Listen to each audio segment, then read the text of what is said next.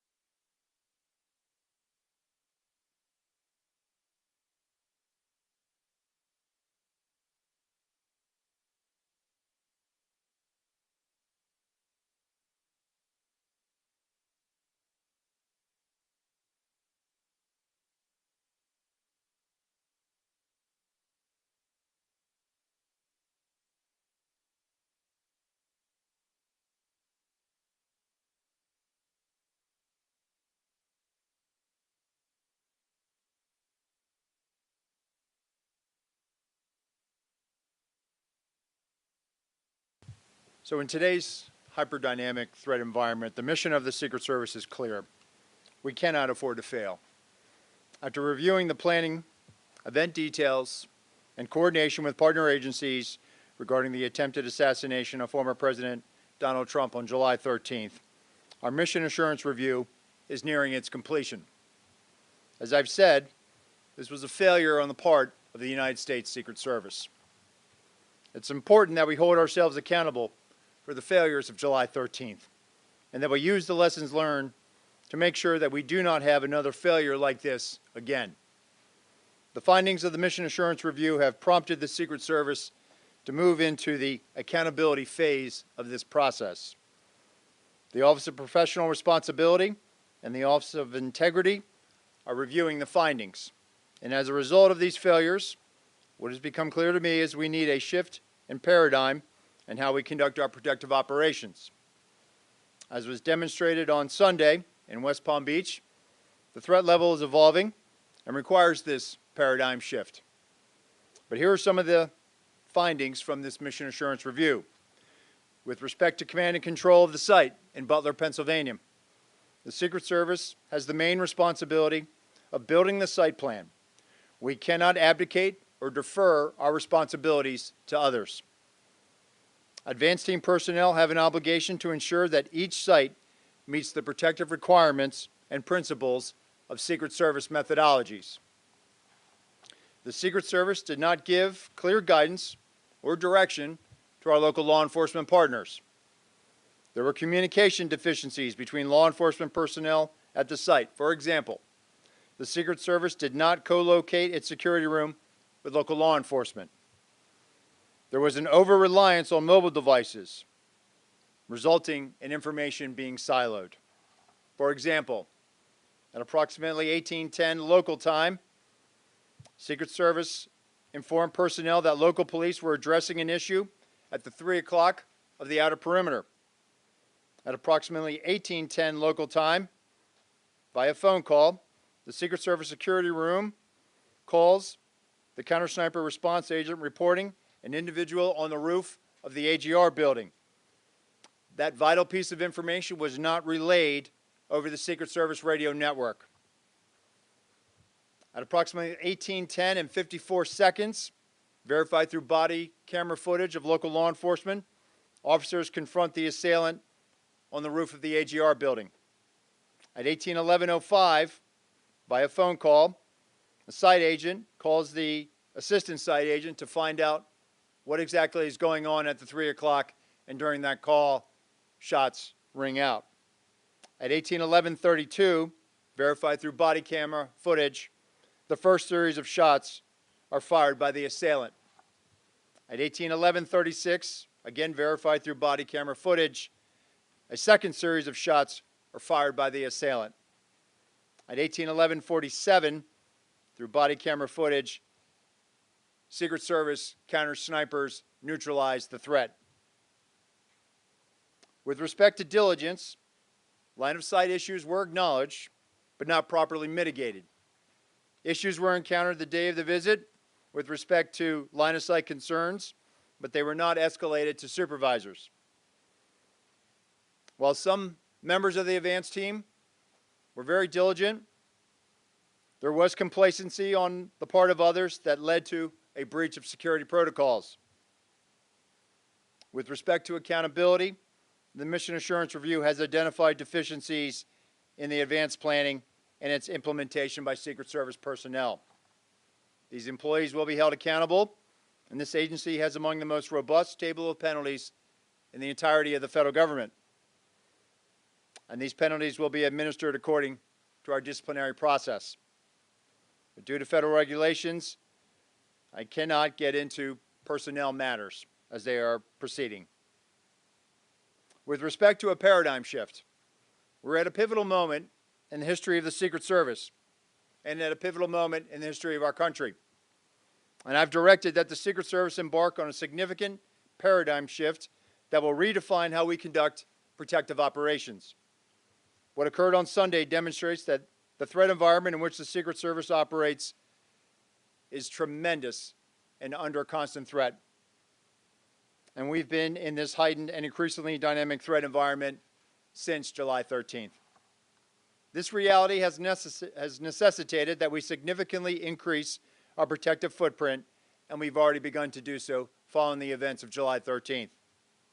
This increased operational tempo requires additional resources to not only account for costs being incurred today, but ensure that we have the tools, the technology, and personnel needed to meet these new requirements and execute our mission going forward. The paradigm shift will be a driving force to move the Secret Service from a state of reaction to a state of readiness. And the vision is for the Secret Service to be more agile, with the ability to escalate protection to the highest levels for numerous protectees for undetermined periods of time. But in order to do this, we need additional personnel, technical assets, and equipment for the sustainment of immediate and future needs. Our personnel have been in a state of hypervigilance following July 13th. We are certainly working our people hard, and I've used this term publicly, redlining. This cannot be about working our people harder. So with respect to changes, the workforce, the American public, they can expect changes in our processes for advances. There will be an increased use of technology, not only to assist in communications, but also situational awareness when we're doing our protective mission. There will be organizational changes. For example, I've already directed the creation of an applied research and development section to field new technologies, leverage the research of other government agencies, and calibrate our technical security assets to stay ahead of threat vectors and technical collection impacting Secret Service equities. This will be an iterative process, meaning it will be constantly evaluated, validated, updated, and evolving. We cannot be stagnant.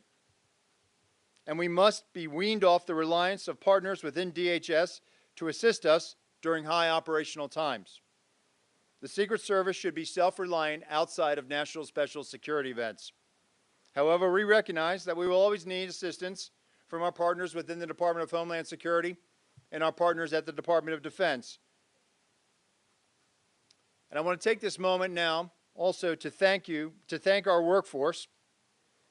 I want to conclude by thanking the men and women of the Secret Service who are working tirelessly. This summer we experienced an unprecedented operational tempo for our agency. Within a 45-day period, the Secret Service successfully implemented our operational security planning at 3 national special security events: the NATO Summit, the Republican National Convention, and the Democratic National Convention. We successfully protected both the presidential debate in Philadelphia and multiple protective visits commemorating the anniversary of the September 11th attacks. All of this took place while protecting major party candidates on the campaign trail. This high operational tempo continues as the Secret Service prepares for the United Nations General Assembly next week, where we expect to protect more than 140 visiting world leaders and heads of state. I am proud of all that we've accomplished in a very difficult and tumultuous time for the agency. And I recognize and thank the men and women of the Secret Service and their families for continuing to make great sacrifices in support of our enduring mission. And with that, I will take questions. Director, given all of the attention and scrutiny related to these events, Sir, given all the attention and scrutiny related to these events, do you believe your highest level protectees will now need to campaign differently in how they organize their events and in how they live their daily lives, things like trips to golf courses or recreational time? Will they have to live differently in order to be safe? Well, ultimately, Kelly, it's the responsibility of the Secret Service to make sure that we provide a secure environment for our protectees. We want them to make sure that they can live their lives with some type of normalcy, but they must do so with us providing the highest levels of protection, which we have been doing since July 13th. And so it's ultimately our responsibility to make sure that wherever our protectees go, we are creating a safe environment. And that comes back to us being able to use our methodologies, to use our redundancies, our systems that we have in place to create those secure environments. do they need to campaign differently, sir? Those are outdoor events, that kind of thing? So since July 13th, we have been securing successfully outdoor events. And what you're seeing is an increased use of assets, increased use of ballistic glass. So we certainly make sure that when they are out there at an outdoor venue, that we are using our protective methodologies to create that safe environment. Hello, Director. Thank you for taking the time. Could you just kind of go into a bit more detail about the conversations you had with Trump campaign staff about the selection of the Butler site? The report says that Secret Service agents saw it as a challenge, and the staff wanted to have the rally there. Did the staff go against your recommendation? Can you speak to exactly what was said and what the outcome was? So, listen, the staff chooses a site, and ultimately it's on the Secret Service to secure it. So when the site was selected, the advance team went about identifying areas of concern. The AGR building was one of those hazards that was identified. But let me just be clear, Maria, ultimately it is the Secret Service's responsibility to secure a site. We certainly have conversations, and it doesn't matter whether it's a campaign staff or a White House staff. We have conversations, and we have very good working relationships with those staffs. But ultimately, it is the Secret Service's responsibility to secure a site. Your comments? Director, thank you. Based on your review and analysis, what is the reason, what's the best explanation for why there was not law enforcement personnel covering the roof, physically on the roof itself, or making sure someone could not get on top of the roof? And the follow-up question would be, how disappointed are you in what you described as deficiencies in diligence? Sure. So ultimately, Pierre, we have to be very direct and clear when we're talking to our state and local counterparts. With respect to Butler, I think what the Mission Assurance Review has identified is that there was that lack of clarity. And I can tell you, since July 13th, when I've been out on the road and I've watched field offices, and I gave guidance upon becoming the acting director to the field. We have to be very clear when we're talking to our state and local partners. We value those relationships with them. We need them to be assisting us and be shoulder to shoulder with us. And it appears that there was that lack of clarity with respect to Butler. And go again with your follow-up here. So there was a lack of clarity that that roof should be secure, period, full stop. There was discussion about how the roof was going to be secured, and I think what it came back to is we should have challenged how that mechanism was being implemented. Meaning, we should have been more direct. We cannot be overly deferential to state and local law enforcement. Ultimately it's our responsibility, and so we just have to be very clear when we're asking them for support. They want to help us, and what we found is that in this, they in the mission assurance interviews, it became apparent that in comparison to prior visits to that area, there was one prior visit in 2020, that there was a lack of assertion with respect to what exactly state and locals would have to require or would be required to support that advance. Clarity on the second question, simply, how disappointed are you when you see that, as the report states, that some personnel did not follow Secret Service protocols? Well, I'm not going to get into employee disciplinary matters, but what I can tell you is the men and women of the Secret Service are dedicated professionals. And so while July 13th is a failure, we're not proud of it, but we certainly have been rising to this moment. The men and women in the field are rising to this moment. They are working tirelessly to make sure that the people we protect are safe. And so I will never be disappointed in our folks. I am proud of this agency. I am proud of our people. Hi, thanks so much for doing this. On the question of the AGR buildings, is there a process that's standard for the day of the event that somebody from the Secret Service looks around and makes sure all of the assets are where they are? And since the roof of the AGR building was such a glaring omission, why didn't anybody raise that issue at the time or secondly, in the security room, look and say, I don't see any local police in here. How are we going to hear them? Right, and I think that was a failure to challenge our assumptions. The assumption that local police were going to have more of a presence in that AGR building. Getting back to your question, there is that diligence that has to be done by the site agents to make sure that, hey, all of the assets are in place. And so there was an assumption that they had it covered, but there clearly was not that follow-up to make sure. But is there a process that you look around and like a punch list and check it off? And It is part of the principles of our advance and our protective methodologies. okay, and secondly, just to follow up on the campaign question, you said it's ultimately the Secret Service's responsibility. So when there's a disagreement between the campaign and the Secret Service on a security issue, who has the last word?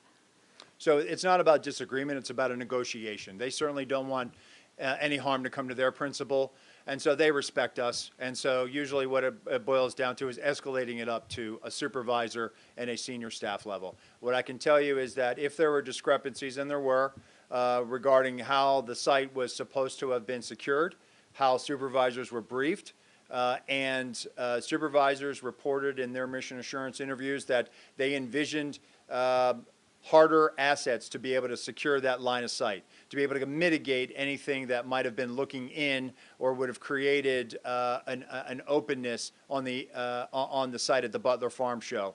And so on the morning of, if there were those deficiencies, they were never escalated up to the supervisors to be able to resolve. David Sponge, Fox News. Thank you, sir. I have two questions. They're related. The first is looking forward.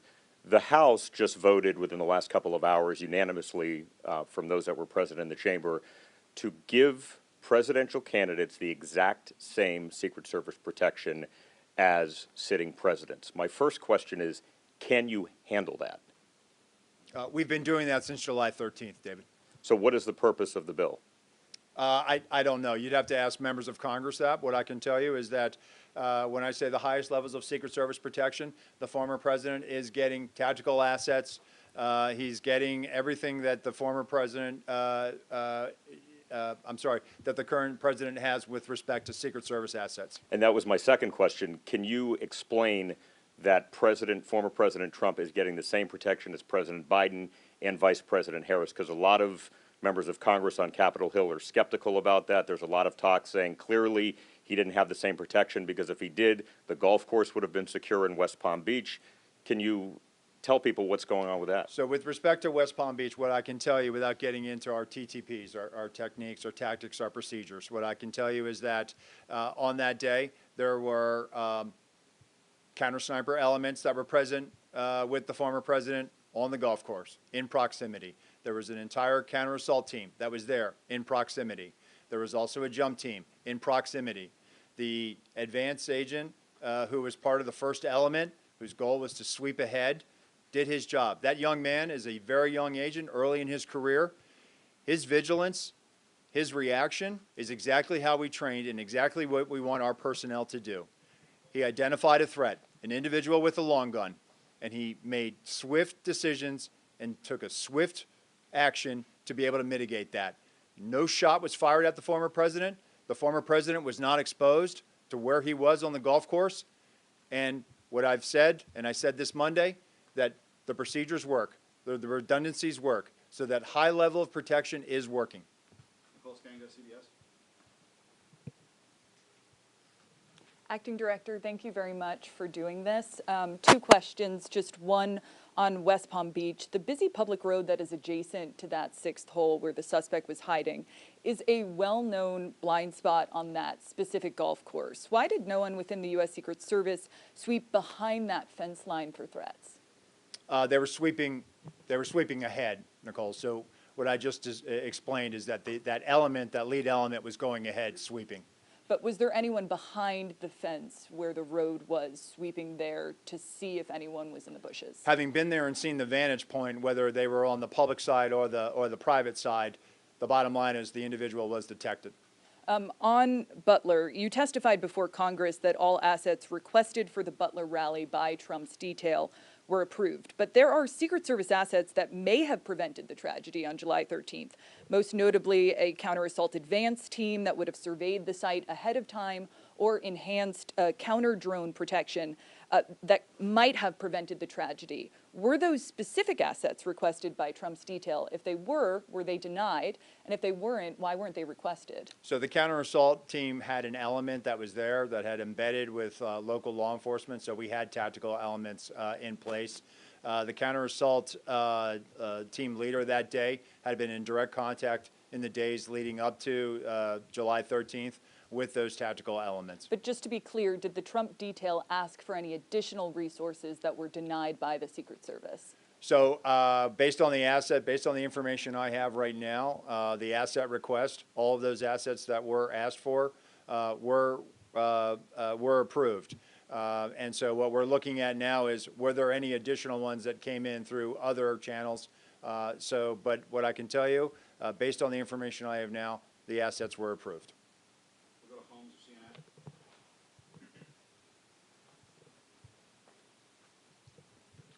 Two questions. When we're talking about Florida and the idea that this was the Secret Service working as it should, does this mean that no security will change for Trump when he goes golfing again?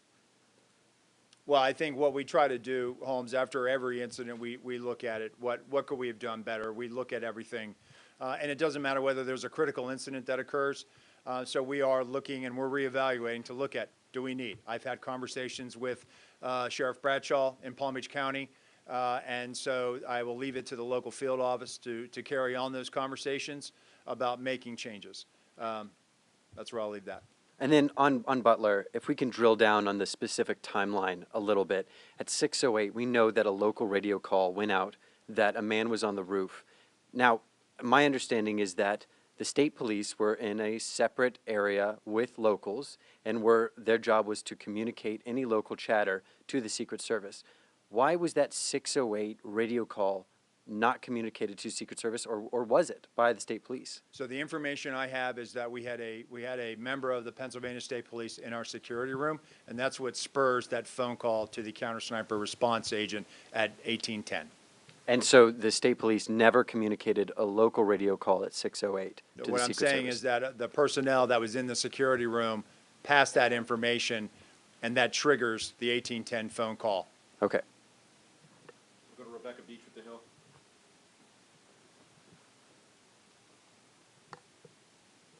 Hi, I know Congress has sounded a little resistant lately in terms of what it might do for funding for the Secret Service. Given the sort of paradigm shift that you've laid out today, I'm curious what you'll be looking for from Congress and sort of what you're seeking from lawmakers to carry that out.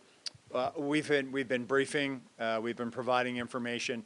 Right now, I do think that, Congress has questions. We're responding to those questions and providing them information. But at the end of the day, I think everybody wants a strong Secret Service, and that's what I'm working towards. That's what members are working towards, and so we'll continue to have those conversations. We'll go to Claudia with Univision. Hi, thank you so much for doing this. Republicans in Congress, they want the same level of security than the president for the candidates. How realistic is really that? Can you be more specific on that? I know you answered that question, but can a candidate have the same level of security of a sitting president? And also, what changes are we expecting in the security area after, where most of the incidents happened? So how I approach that, Claudia, is this. The way the Secret Service is structured, the President of the United States has the highest level of protection of any world leader, period, the end. The number of assets that the Secret Service provides and the Department of Defense provides is at the highest levels. Those same highest levels with respect to the Secret Service are being provided to the former president's detail.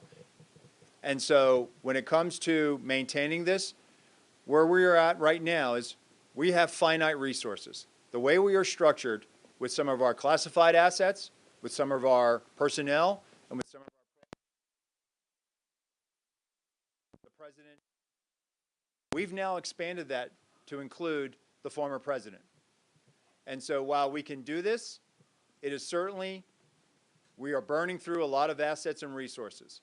And that's the argument that we've been trying to show. This isn't some pie in the sky trying to say, hey, we want this now. We are not capitalizing on a crisis. We are showing the math. we have finite resources, and we are stretching those resources to their maximum right now, which is going to require us to replace these assets. It's going to require us to also adjust, to look at this and evaluate that if we have to do this again, or do it because of some other situation that we have no other control of, we have to be able to sustain that for an indefinite period of time. And so I am hopeful, and I am certainly engaged in these discussions, and I feel like at the end we will get there because we have no other choice. What changes are you going to make outside of the secure area? That zone where everything happens? The outer perimeter. So I Yeah. think that's where we have to be very direct and clear with our state and local partners as to what we're asking of them.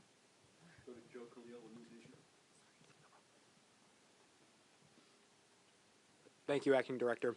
I've got two questions. The first, it's our understanding it takes anywhere from 4 to 10 years for an agent to go through the training that rises them up to a presidential detail level. You've described a manpower issue. Given that, do you think that training timeframe might change so you can expedite getting more officers to a presidential detail should you need that? So we're not going to drop standards, Joe. We have not dropped standards. You do need to develop those agents, and when agents start, you cannot put them on the highest level protection, protecting a protectee. When they graduate from our training facility, they go to a field. They do advances. They do criminal investigations.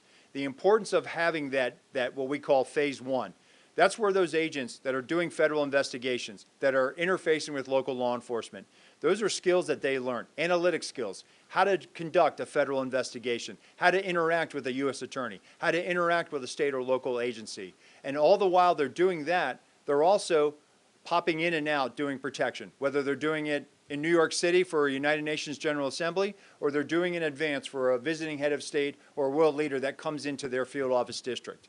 That's where they cultivate and sharpen those skills, and it will take them up until probably 4 years. Ideally, that sweet spot is between the 4th and 5th year where we send them off to a permanent detail. That's where we are getting to as far as the career path. And so it's critically important that we make sure that we still develop people. It is being on the Presidential Protective Division or the Vice Presidential Detail. It is a very, very high-pressure situation. It requires a lot of maturity. It requires decision-making, analytic skills, and the ability to problem solve. And it takes time to develop those skills, even though we've put you through training. The more seasoning you have in the field, the better off you're going to be as far as being a protection agent. So then how do you address the manpower issue quickly? So right now we've had robust hiring this year. By the time we close out the fiscal year, we're going to hire more than 400 special agents this year. Right now, looks like we're going to have a net gain in the hundreds, triple-digit net gains, something that we have not seen in a little while. I can tell you that applications right now are at an all-time high for applicants seeking employment with the United States Secret Service. So I do believe that we are going to meet this. We have no choice. We have the 2028 Summer Olympics ahead of us in Los Angeles. The Secret Service will be responsible for the security planning of that. That is going to require a tremendous amount of personnel, tremendous amount of resources, and a tremendous amount of collaboration with state and local and other federal partners. We are going to get there. We are getting there now. We have filled all of our training classes going into this next fiscal year. So we're getting there. We have turned the corner. We're showing those metrics to Congress, and I think that's the question that they've had, and we are going to show them that we can deliver on this. And just second question is, former President Trump has said that he is going to the Alabama-Georgia football game this weekend. Are those kinds of events particularly concerning given he could be around tens, if not hundreds of thousands of people? So I'm not going to comment on protectee schedules. What I'll tell you is that each event is complex and each advance is different. And those advance teams, they know what they have to do to make a secure environment for our protectees. Thank you for doing this. You said we were now moving into the accountability phase of this Butler investigation. You did not want to discuss names of who might be punished, so to speak, but can you give us more detail, at least maybe how many people would face punishment or repercussions for what happened in Butler, at what levels of the organization those people represent, and what level of punishment, again, they may face. So again, I can't comment on this. This is a personnel matter that is still pending. What I will tell you is that I have not asked for anybody to retire. That was not, I know some of that was reported. That is false. And with respect to the disciplinary process, it will be handled in accordance with our table of penalties. That will be led by the Office of Integrity in coordination with our Office of Professional Responsibility. And then one follow-up as well. All this talk about making things more robust, more agents in the field, this type of thing. This is not the first presidential election you guys have had to secure. So why weren't all those moves put in place prior to this year's election? So the former president has had robust security around him since he left office, more robust than prior former presidents.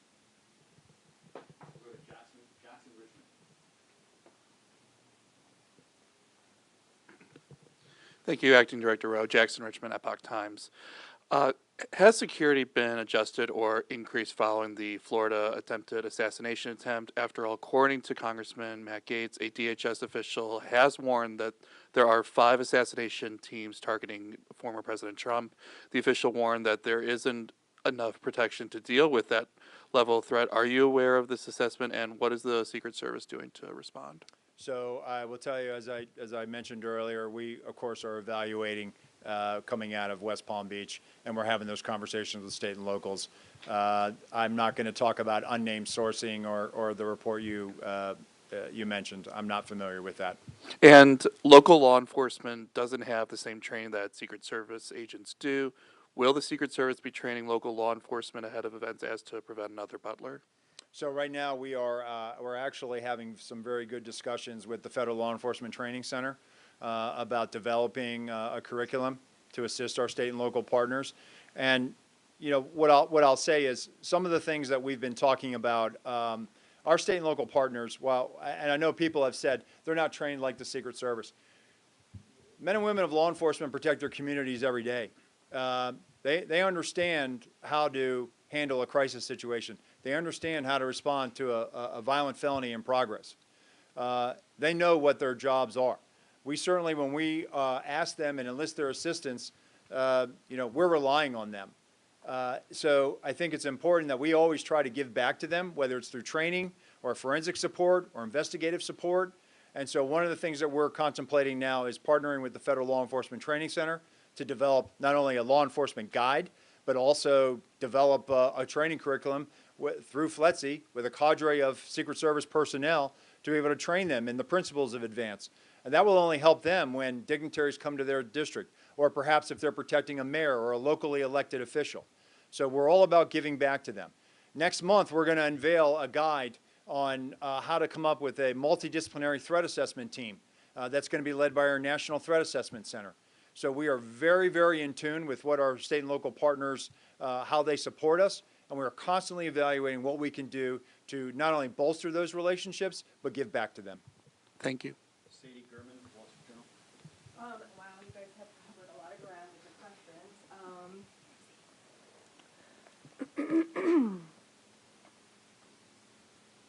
I guess I would just ask, guys, I don't know. You guys have really covered it. I'm sorry. I'm gonna give my question to someone else. You only get one. Rebecca with the Associated Press.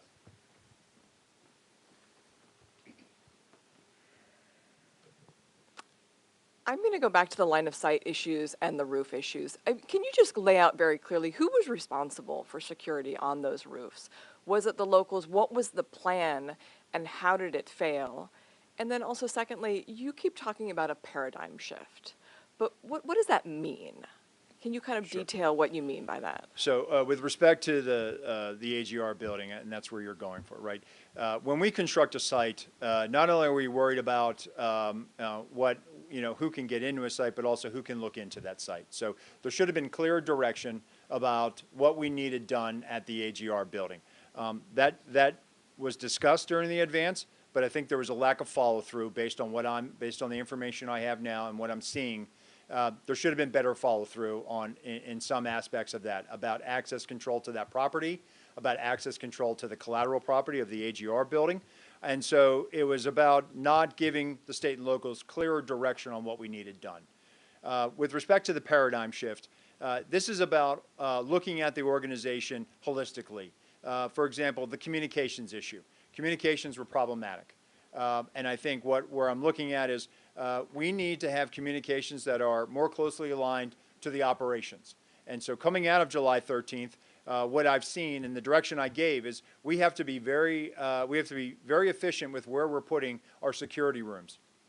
Recently, I was on a visit where, again, similar to Butler, where there was a unified command post.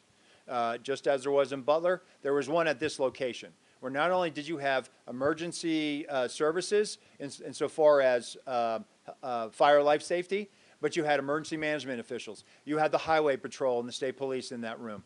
You had local law enforcement in that room. You had Secret Service agents in that room monitoring frequencies and listening to what was going on those state and local networks. In addition to that, the locals were flying a drone in proximity to the site. That drone feed was being beamed into that unified command post, and our agents had total domain awareness about what was going on. Also, they had traffic cams. They were able to pipe in those traffic cams into that unified command post. That is the model by which our field, they have taken this to heart, and those special agents in the field are now having those conversations, and they are directing exactly what we need, and they're posting our people exactly where we need to be, so that when our protectees are in a site, we have total awareness of what's going on around us, and we have total awareness of what's being communicated on those local networks. And if I could just follow up with one question. Down in West Palm Beach, on the evening of the attempted assassination down there, the local chief, I believe it was Bradshaw, had said that when Trump was president, there would have been a lot more security around the perimeter, but basically now the Secret Service does the best that they can. But you've said that he has got the highest levels of security now. I mean, can you compare and contrast, like, is it the same now as he would have been getting while he was sitting president? So what I'll say is the former president has the highest levels of Secret Service protection, and I think the sheriff actually went back and clarified his statement, so I would point you to that. I believe he did that on Monday. Thank you, Director. Wanted to ask about Sunday's incident as well. Is it your view, I know you've talked about the procedures working as intended, is it your view that there wasn't any type of security lapse that allowed that armed individual to get within a few hundred yards of the former president? Well, I can tell you is we're looking at it from an after-action report, looking at reviewing that. But what I think it goes to show is that that's why we have tripwires. That's why we have systems out there. That's why we have redundancies built into our protective model. And that's what was demonstrated on Sunday.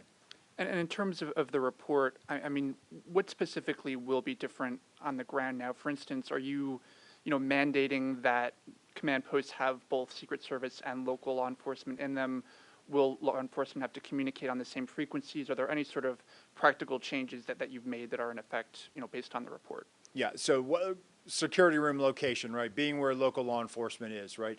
The broad use of technical security assets, ballistic glass, leveraging partnerships with the Department of Defense to be able to move materials, move personnel across the country in support of a nominee.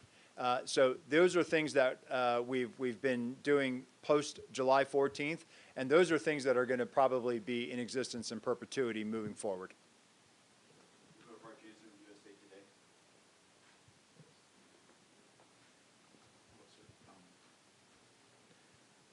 I also had a question about Florida. Can you say whether there's any indication that this suspect might have surveilled golf courses any time before Sunday, or what led him to choose that day to be there for maybe 12 hours? So it's an active investigation, so I would refer you to the FBI for that. And can you say anything more about golf courses are sprawling open places? Anything that would be publicly visible that you could say, here is how we are beefing up protection when a protectee is on a golf course?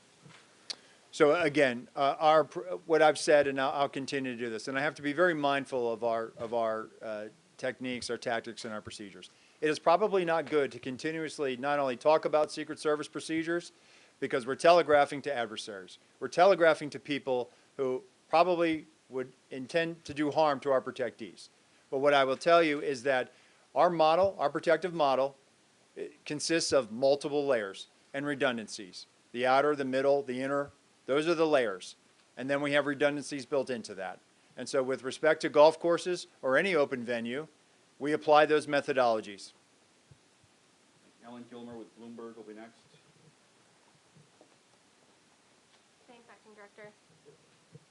With regard to your conversations on Capitol Hill, can you talk about, for resources, do you need to have a specific dollar amount included in an upcoming CR to make things work, or would the anomaly language that the administration had previously requested, is that something you can live with? I'm not going to get into specifics because we're having those conversations, and out of respect for the confidentiality of those discussions, I'm not going to disclose a number. What I'll tell you is that we've made several presentations. We're working at the staff level, and we're having those conversations, and they are ongoing. And related to that, you mentioned earlier you want the Secret Service to wean itself from relying on other components of DHS in its protective mission. Is that contingent on getting those additional resources, either right now or at some point in the appropriations process? Well, I don't want to rule out that we'll never have to enlist the assistance of others through requests for assistance, and we do those memorandums, and we did that back for several presidential campaign cycles. But I think the importance here is we have to be able to, at a moment's notice, surge people to where they need to go. And if we're going to be having to mitigate, and that's what we do. We're in the risk mitigation business. We are not in the risk elimination business. And so we have to be able to have the personnel, the assets, and be able to spread those out for an indefinite period of time in the event that another situation, a geopolitical conflict, or some other tension requires us to do so. Ashley with the Examiner. Thank you. You've addressed the golf course incident in great detail, but I just want to ask, are you fully satisfied with the way the Secret Service managed the Florida incident on the golf course, or would you change anything? Can you answer the question that way? I'd say based on the information I have right now, I say that situation was managed according to our training. As soon as our agent discovered the individual, took swift action and took steps to neutralize that threat. Immediately upon doing so, he communicated over the radio. There was a communication of shots fired, which immediately, not only did our personnel assigned to the close protection of the president, of the former president, hear the shots, they immediately went into action. The counter-assault team went into action. The counter-snipers went into action. Supervisors and shift personnel immediately evacuated the president, took the most expedient route to where he needed to shelter in place. He had ballistic protection around him. They sheltered in place until they could determine, was this just the first wave of an attack? Immediately, local law enforcement assets responded to the scene. Local tactical assets that were partnered with our counter-assault team were also present, immediately responded. And so that barrier, those layers of protection, those redundancies, the redundancy was the agent that first discovered, followed by another set of agents that also set up that middle perimeter around the shift that was evacuating. And so in the case of West Palm Beach, based on the information I have now, and again, we will review it, it appears that those agents, those supervisors, made swift decisions and made correct decisions. We'll go to Liz Landers with Scripps.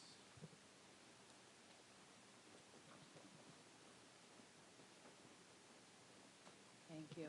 Hi, Acting Director. I want to drill down on this issue of resources. You sent a letter to Senator Murphy and to Senator Britt on September 5th, and it became public. And it said in the letter, you wrote, "We do not believe that the security failures of July 13th, 2024 was the result of a lack of resources." I'm hearing you talk over and over again, and it says here at the bottom of this press release you guys have today, the agency must increase its protective footprint, including personnel, technical assets, and equipment. How do you square those two things? How do you ask Congress for more money when you yourself have determined that what happened on July 13th was not a lack of resources? So how I square that is as follows. Following July 13th, we immediately took steps to elevate the vice president, the former president, to the highest levels of Secret Service protection. We also took steps to elevate the protection of Senator Vance and eventually Governor Walz to high levels of Secret Service protection. And what I was talking about earlier is the way we are structured, and I go back to this, the President of the United States is the most highly protected individual on the face of the world. That is how the Secret Service is built. That is what we are primarily focused on. And then once you have those assets and resources, they are also committed to the vice president. So how I square this is as follows. Following July 13th, when now we are because of this hyper-dynamic threat and the operational environment which we find ourselves in, we only have so much of those assets to go around. And so while we are providing them to the former president, we are providing them to the president, to the vice president, to other protectees. And so at this point, what I'm telling Congress is we can do this and we will do this, but there has to be a replacement. There has to be life cycle replacement on this. There has to be, if we're going to be called upon to do this again or do this now, because the threat is not waning. The threat is not going to evaporate anytime soon. And so we have to be prepared for this. And that is the argument that we have been making, and we have certainly made some inroads, and we're having these productive conversations with the Hill. Can I just ask you also, will the Secret Service have the resources to protect the Capitol on January 6th? I know that's now been designated. The agency will be leading the protective services detail for that day. You're describing protecting all these different people right now. How will January 6th play out? So the January 6th proceedings were designated a national special security event. We are the lead security planner for that. But again, we have great partnerships with all the law enforcement agencies in Washington, D.C., and most notably the U.S. Capitol Police, which are our partners when we do the State of the Union or when we do any event at the Capitol that rises to a national special security event, like the State of the Union or a state funeral. So you feel confident you will have the personnel, technical assets, and equipment you need for that day? We will have what we need. Director, last question is going to go to the pool.